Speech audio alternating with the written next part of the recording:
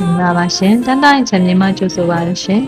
အခုမဆက်ပေးမဲ့ကွက်လေးကတော့မန္တလေးမြို့ကျွတ်စက်ကဖိနေဦးမှာ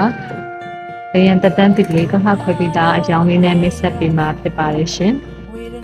ဒီကွက်လေးကတော့83မိန်းလမ်းမကြီးနဲ့အနီးဆုံးမှာရှိပါတယ်ပေကျယ်လေးကတော့မျက်နှာပွင့်ပေ20နဲ့နောက်ကိုပေ80ရှိပါတယ်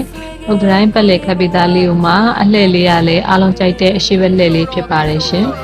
ပိုင်ဆိုင်မှုစာရွက်စာတမ်းလေးရလဲခရံတတန်းတစ်လေးကိုတစ်ခါခွဲပြီးသားလေးနဲ့ရရှိမှာဖြစ်ပါတယ်ရှင်